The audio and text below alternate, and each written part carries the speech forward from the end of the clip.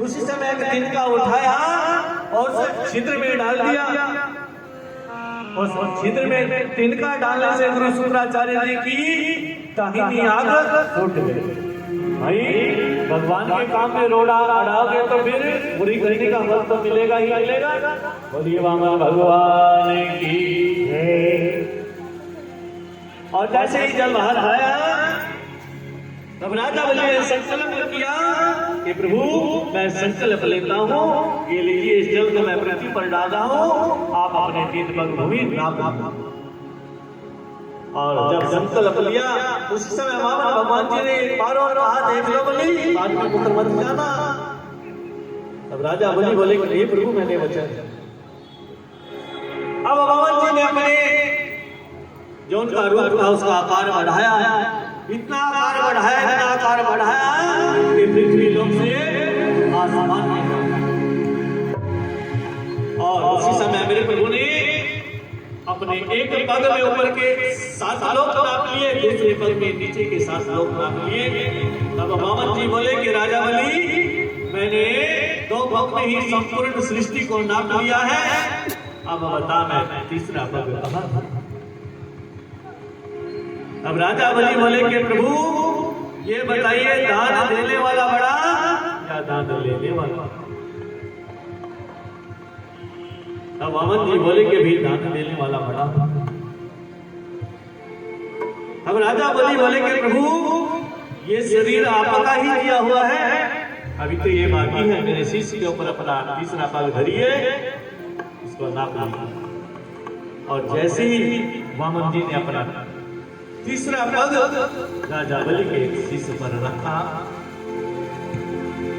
प्रसन्न मुद्रा से राजा बलि को आशीर्वाद दिया कि जाओ मैंने अपने 3 पग भूमि नाप ली, मैं तुम्हारी भक्ति से इतना प्रसन्न हूँ, इतना प्रसन्न हूँ कि प्रसन्न होकर के मैं तुम्हें पाताल लोक का राज्य तुम्हें दे रहा हूं। और गुरु शुक्राचार्य जी से कहा कि जाओ पाताल लोक में जाकर के राजा बलि का 100वां यज्ञ पूर्ण कराओ। आज का जो इंद्र है उसका नाम पुरंदर है। आज का जो इंद्र है उसका नाम क्या है? पुरंदर। इंद्र क्या है? एक पदवी होती है जैसे मुख्यमंत्री, प्रधानमंत्री।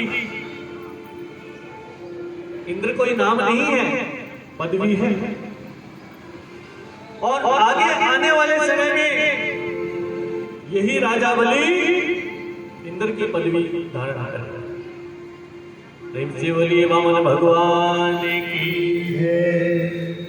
तो माताओं अब राजा बलि की भक्ति से प्रसन्न हुए, बोले कि वर मांगो। तो राजा बलि ने मांगा कि प्रभु यदि आप बहुत प्रसन्न हैं तो मैं चाहता हूं कि जब अपने महल से निकलूं तो बस आप ही के दीदार, आप ही के दर्शन बांध लिया ना प्रेम में प्रभु को, तो मेरे प्रभु प्रेम में ही बनते हैं। और मेरे प्रभु राजा बलि के द्वारपाल बन गए। इधर भैया लक्ष्मी हर पल हर क्षण श्री हरि की बात निहार। नारद जी से पूछा कि श्री हरि कहाँ है? नारद जी ने कहा कि वो तो राजा बलि के द्वारपाल बन चुके हैं। अब माता लक्ष्मी एक सुंदर सी स्त्री का रूप धारण करके राजा बलि के महल के जो आगामी दरवाजा था उससे नहीं गई, पिछला दरवाजा था वहां से आवाज लगा रही कि बलि भैया। 2-3 बार आवाज लगाई कि बलि भैया। बलि ने सोचा ये मेरी बहन है, भाई मेरी बहन तो कोई है नहीं, ये मेरी बहना कहां से आ गई। और जब बाहर निकल के देखा तो राजा बलि समझ गए आदर सही नहीं है, भैया लक्ष्मी को अपने महल में लेकर के आए और पूछा कि आप कौन हो? लक्ष्मी मैया बोली कि उस समय तुम पैदा भी नहीं हुए थे, मैं बहुत दूर के रिश्ते से तुम्हारी बहन है। और आज रक्षा सूत्र जो है राजा बलि को बांध दिया। जब रक्षा सूत्र बांध दिया तो राजा बलि ने कहा कि बहना फिर मांग लो जो मांगना चाहता है। और आज मैया लक्ष्मी ने मांगा कि भैया आपके महल का द्वारपाल मेरे मन को भाग्य है, वो मुझे चाहिए।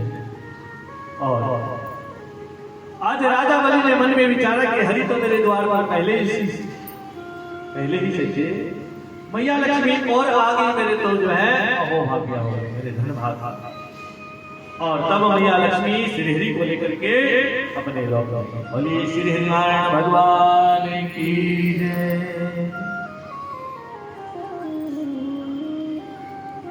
और आगे की कथा में भगवान के मत्स्य अवतार ग्रहण करने की कथा महात्मा श्री